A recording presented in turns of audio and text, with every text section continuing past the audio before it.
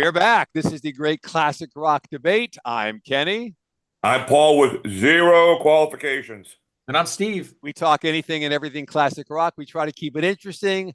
We try to have fun. If you're watching right now, please like, comment, and subscribe. Also, send this out to your friends and let them, torture them with our podcast here. Paul, you're about to tell a story, and we cut you off, so continue on. Give us your story. Okay, there's this older couple. Their name was Dennis and Lois. They're from Brooklyn, and they're big fans of music. And they got married at like 18 years old, so anyway, they started going to CBGB's, Country Bluegrass Bar, one of the most famous bars in the whole universe. Right. And they went there so much that the band asked them to start helping them sell their merchandise. Okay. And they came every night, so the band knew them. So then every band came through there, and they got to be very famous because they were like the biggest fans of all the bands. So there's a documentary Dennis and Lois. Yeah, there's a documentary about them, and I'm watching it right now. Oh. And for those of you people who, I'm sure Steve and Kenny may not know this band called Happy Mondays. Oh, I've heard of them. I've heard of them. I don't know their music. Were they on? Yeah, I feel like they were on Beavis and Butthead. They might have been. They're from Manchester.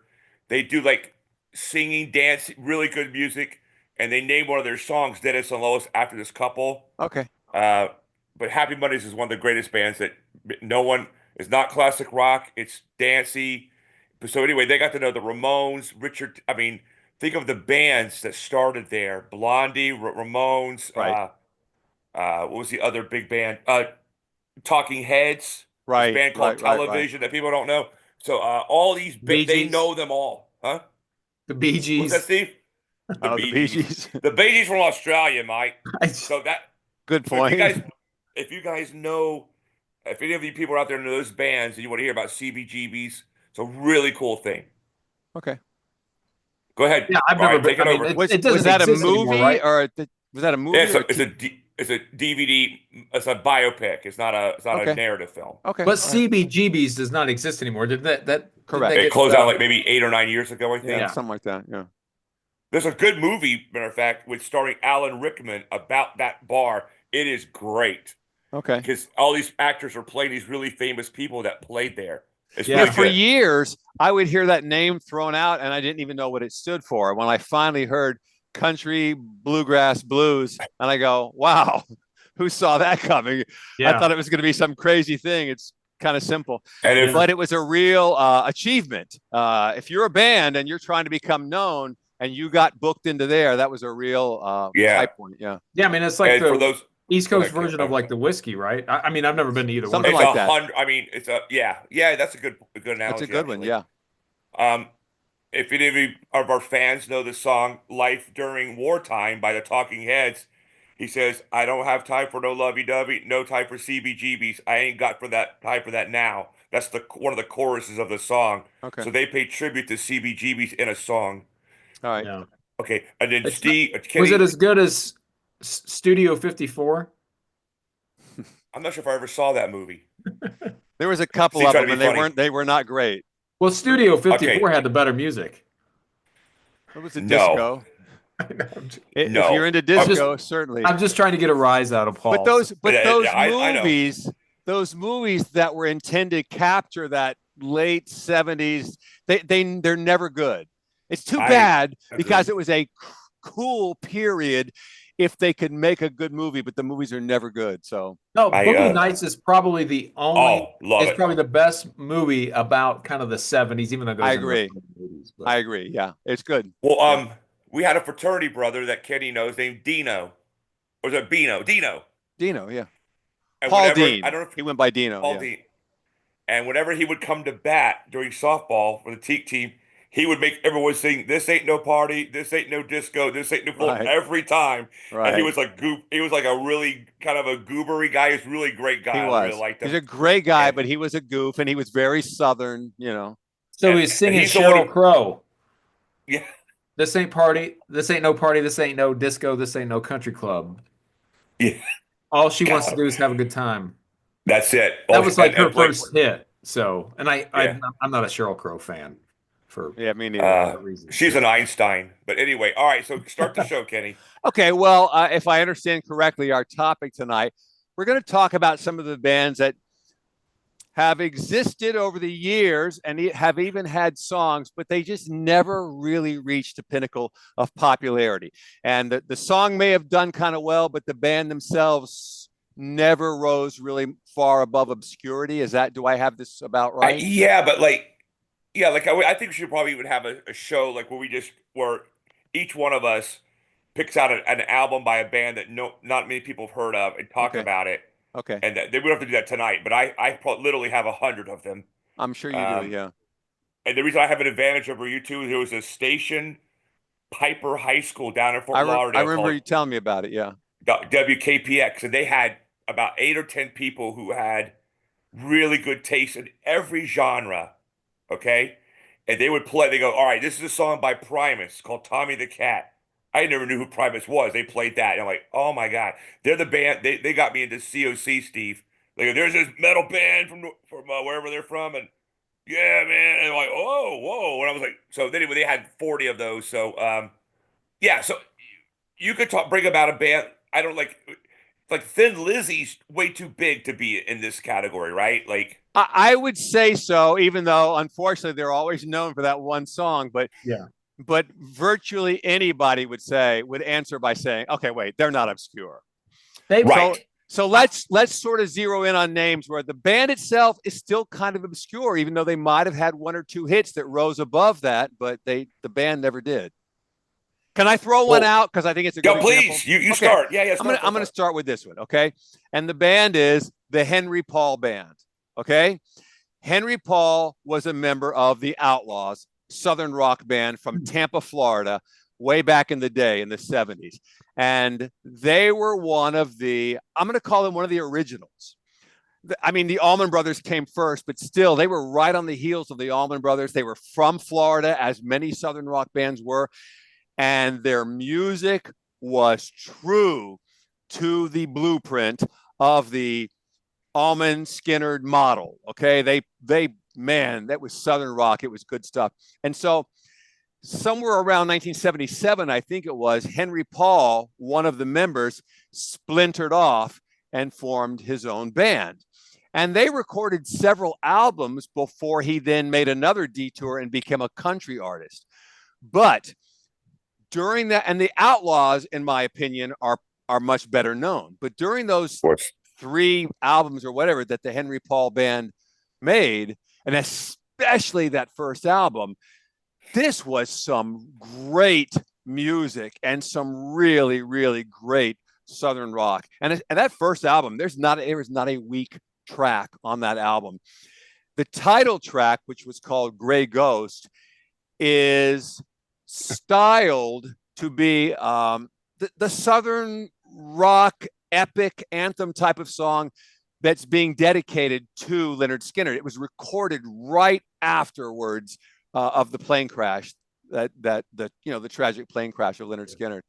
But really good songs, very well written, very well played. I can't say enough. And they never became known whatsoever. But during that brief period of 3 or 4 years, they had some really, really good stuff. So I think. How did you hear about them? How did you hear about them? Because when I was at Auburn, I had a roommate who John Burbach, who played guitar, and he knew lots of artists that I had never heard of. And so he has this album, the Henry Paul Band. I'm just flipping through his records one day, and I say, who are these guys? And he kind of looks at me like I'm an idiot. No, goes, no. Right, because I'm never an idiot, right? So no. So he says he was a member of the Outlaws, and I go, I never even heard of him. I put it on and start playing. And I go, wow, that first album, Gray Ghost, it measures right up with anything the Outlaws ever did. I feel like the next 2 Henry Paul Band albums were not as good, but for that album alone, he deserves so much recognition. My next question for you is, why did you never tell me about this? I didn't know that I had never mentioned it, but there was a period, and this would have been the year before you arrived at Auburn, when myself and Scott MacArthur and several others, we were playing that Henry Paul album so often, and everybody in the fraternity house knew it because we played it so loud. Yeah. And they're like, God, you guys ever get tired of that album? I go, no, that's how good it is. Oh wow, because Yeah. I would have figured, because yeah, you pointed me in like you like Paul, that other boys in back of town, this thing called the Cowboy Song. I'm like, oh, I'll listen to it. I went, Right. oh my God, Jailbreak. how could I have known that Right. song? And I was so mad. Paul turned me on to that. Yeah. And it again, it makes you question, what were these radio guys thinking that they didn't play this? What's wrong with you guys? Yeah, they're morons. It's Yeah. like it's I have only heard 2, maybe 3 songs ever on the radio by Thin Lizzy. Yeah. And I hear the Outlaws occasionally. Right. And that's because I have Sirius XM. But if on terrestrial radio, Right. like, I would never have heard. Well, even the Outlaws, Right. and again, Steve's they're right. much better known, but the Greengrass and High Tides and There Goes Another Love Song are pretty much the only 2 you're ever going to hear by those guys. But they had a ton of great songs. Well, on that same genre, I'll go next, and Steve can go. What about Molly Hatchet? Like they exploded. Like they were almost like Duran Duran, in my opinion. Or not the same genre, but where the second album got big, and then people went back to the first album. Like remember, Flirting with Disaster went big. That's And they go, true. this is And what happened was those 2 albums were released not that far apart, less than a year apart. Oh, and okay. so because I think the sales of the first album was a little bit of a surprise. It sold pretty well. Plus, there was a couple of really cool things going on. It had that cool album cover. It really was. Oh, yeah. Frank Frazetta or something like that. Yes, that's right. Yep. Great. If you were a young male, it drew you to it. And then the music did not compromise. Pure blues-driven, hard Southern rock. It was just good stuff. And so I didn't hear it until probably 6 months after it had been out. I'm at the beach one day, and some guy's playing it on an 8-track, and I'm going, holy crap, is this good? When I went to the store, Flirting with Disaster was already out. So I'm telling you, those 2 albums were close together. Oh, I believe you. Yeah. Go ahead. Yeah. And so that was kind of, and they never really had a breakout hit either, but their music was geared specifically towards that genre, that young Southern testosterone-driven male who doesn't want to hear soft rock. Their music was hard.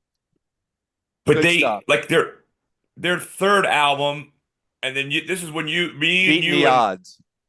Yeah, but me and you and MacArthur or somebody were driving back from one of the fraternity things, and you played Danny Joe Brown's. So that Correct. means they had already broken up by that point. They didn't break up. He left. He had health issues. You amaze me that you can remember some of these things. Honestly, my memory is really good. I know that, but yours is not always. But yeah, so you can't remember the showtime though, right? Danny Joe Brown, the lead singer of Molly Hatchet, whose voice you can recognize, instantly. Yeah. He had serious health issues, and the other members of the band said, "Dude, we love you. We bought this gigantic piece of property out here. Go out there and just ride horses and drink beer and have a good time. You don't need to do this anymore." And they auditioned and got a new guy. I can't think of his name now, but I'll think of it later. But anyway, he was a good singer, but he could never replace Danny Joe Brown. And Danny Joe Brown didn't want to retire, so he spent a few months on his farm and said, "Screw this. They've already hired a guy to replace me. I'm going to hire a band to replace them." And then he recorded that song On the Edge of Sundown, which is right up there with the greatest Southern rock anthems ever recorded. And it's a shame that it doesn't get played as much because it is just as good. Just as good. Yeah. Steve, your turn, buddy. I did Molly Hatchet, so your turn. Well, I can't go back that far into the 70s because most of the stuff you're way too young. Are well known. So I'm not going to be a great contributor. No, pick an 80s band. But I'll go from the 90s. Yeah, so I think a band that a lot of our listeners might like is a band called Down, which was kind of a super group at the time. formed by Phil Anselmo, of the lead singer of Pantera, and then Pepper Keenan of. Doesn't that guy Phil Anselmo appear on the Tim Pool podcast? I probably He's like a not. kind of muscular guy. Yeah, He may have been. No, I know who you're talking about. That's not Phil Anselmo. Okay, it's Phil something. Okay, all right, go Yeah, ahead. definitely not Phil Anselmo. Okay. But well, why wouldn't he be on there? I'm sure he's oh, I'm sure they're. I mean, Phil's a right wing guy, as yeah, probably yeah. most metal guys are. But anyways, I think that is one of the few bands, supergroups, where kind of like it's better than the original groups that they came out of. And they only released a couple of albums. DOC is yeah. Go ahead. But that first album, NOLA, because they New Orleans, based out of New Louisiana, Orleans. There's not a bad track on that, and I think No, if you excellent. like Southern blues and hard rock metal, you'll really enjoy that album. It's just, they never really took off. I think did you ever see them tour, Paul? I saw it twice in LA. Okay. Yeah, I've never seen them live. I've seen COC live and I've seen Pantera live, but never as I forgot who was the drummer. Was it? I think it was the guy from Oh. Crowbar, which I can't remember his name. But no, that's the bass player guy. I always say that it's the drummer, but I can't remember. But those were the two main guys. So yeah, and they had a lot of down tuning. A lot of their stuff was almost grunge like. There wasn't like this. Oh, it wasn't grunge. No, I know tuned that. guitars. They were tuned down, a step or two. Yeah, it had that grungier, heavier sound, which I love. But it was much more riff based than like Pantera. Completely agree. Completely agree. Like when I saw them, they did their encores, and then Phil Anselmo came out by himself and did like 6-7 minutes of Led Zeppelin a cappella. Yeah, he's actually not a bad singer. At least he wasn't back in the day. When Steve and I saw John Paul Jones, I realized what a genius this guy. He had this band, and I go, "Who's the singer?" And I go, "Oh yeah, Steve, we're the singer." So you have 20,000 people singing all the songs. You don't need a singer. Everyone knows the Led Zeppelin songs. And so when Phil Anselmo was singing it a cappella, he had 20,000 people helping out. So that was cool. Yeah, Down. And that album's, it's 30 years old now. 31 years. Oh, I know. It came out in 95. It's scary. All of 95. Wow. All right, Kenny, your turn, buddy. Okay, all right. Well, Steve led us into the 90s, so I'm going to throw a 90s band at you. And this band is called The Tea Party. Do you guys know much about Yes, you turned me on to The Tea Party. Okay, Steve? No, I've never heard of them. Okay, all right. So then they're a perfect choice. So as far as I know, have never had a breakout hit. I've recorded a lot of albums. They're from Canada, and they're very popular in Canada. And by the way, I think there's sort of a trend. I think a lot of bands out of Canada achieve significant popularity in Canada, but it doesn't follow them over the border. And of course, they want to be big in the States because that's where the big money really comes in. I mean, Rush did that, but these guys didn't. So anyway, their first album was from 91. And looks like they've recorded pretty steadily over the next 20 years or so. All right. Now, it was about, I'm going to say 2005 or 2006, something like that. I was putting together, I was trying to dig up. So I was looking through the rock of the mid 90s and finding that a lot of it, I didn't like all that much. Some of the stuff that was popular. And I was like, I don't know. It feels like rock lost its way. So I wanted to just sort of go back and look at what was there that didn't become popular, even though maybe it should have. And somebody suggested this to me, The Tea Party. Oh, you should check out The Tea Party. So the album that appears to be their biggest seller was from 1995 called The Edges of Twilight. I recommend this album strongly because what I did was I pulled it up online and started listening to it. The opening track, which is called Fire in the Head. And by the way, I posted that months ago to our channel.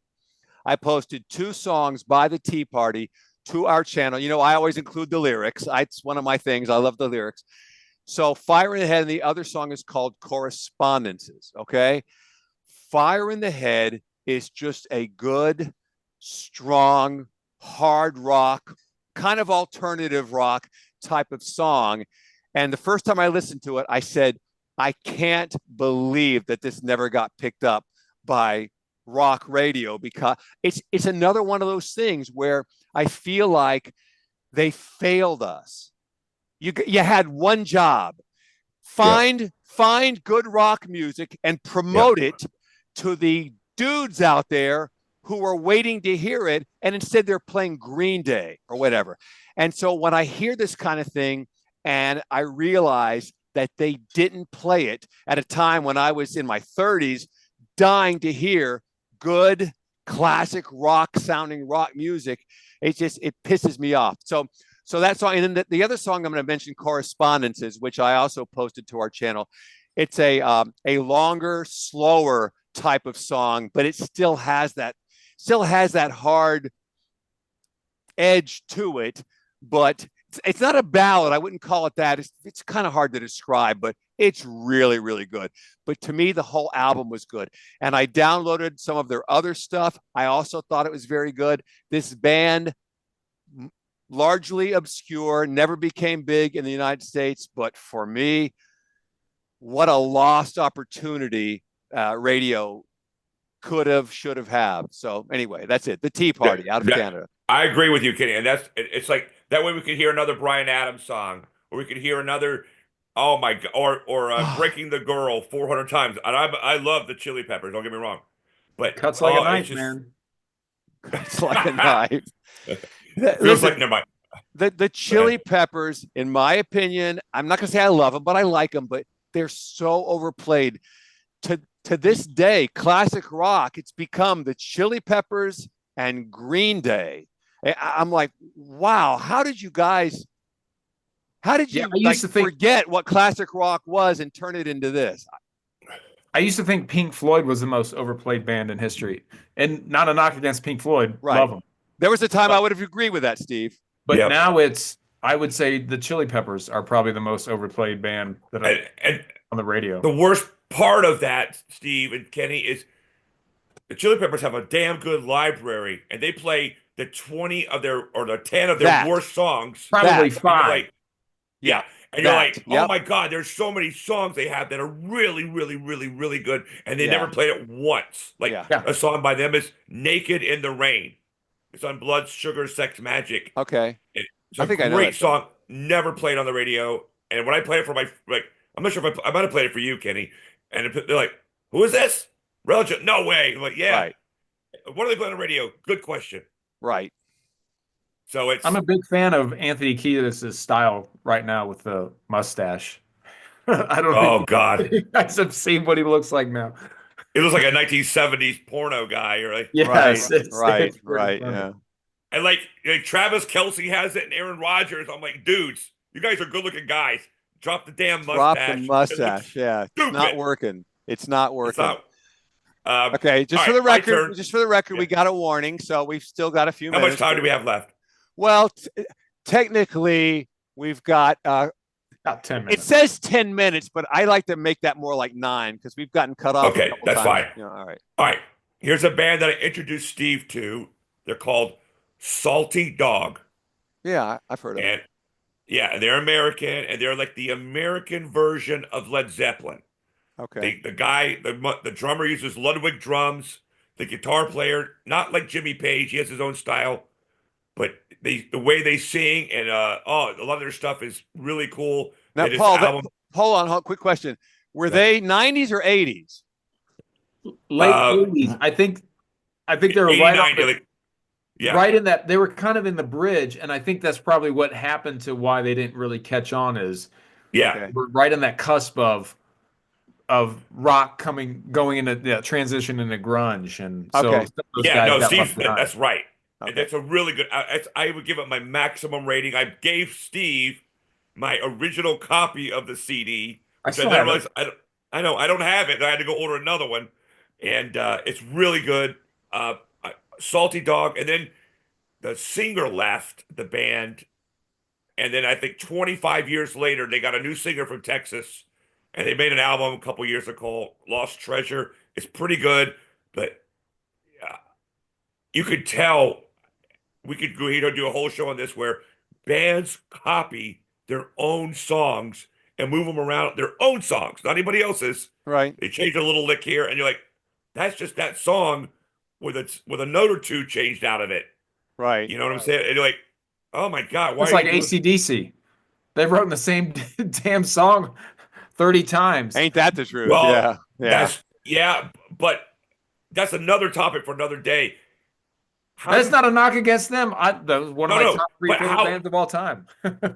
Yes, but I'm saying, but if you were to go to every AC/DC album, forgetting about Back in Black and the other one, For Those About Rock, all those other albums, they have one or two or three good songs, in my humble opinion, and that's it.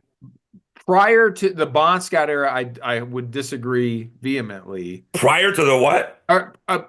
Prior to well, with Bon Scott, I would say they had a much more deeper. Their records were much deeper as far as they had more. Okay, fair they enough. had 5 or 6 good songs. In fact, if you Highway to Hell, there's not a bad track on that record. And you meant same with Back in Black. Those are probably there's two strongest.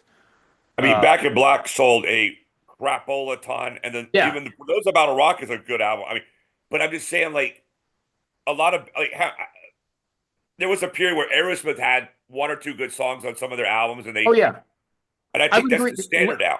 AC/DC in their later years, which they're still producing music to this. Well, they're going on tour here, but yeah, I would agree. There's probably only one or two good songs on their last couple of records, anyways. So, all right, that's my turn. Who's next? All right, Steve. I got a band. You guys probably have heard. A lot of people have heard of them, but they're probably not that familiar with their music. It's a band called Ween. Yeah, I've heard of him. He said Ween. Yeah. Now, right, Steve, tell us about it, Steve. if you actually listen to a couple of their records, you can tell these guys are actually really good musicians who kind of have some off the wall songs. But I'll pick a couple off of a record that came out in the mid 90s. Guava? No, Chocolate and Cheese, which if you see the album cover, it's one of the greatest album covers of all time. And once you see it, you'll know exactly what I'm talking about.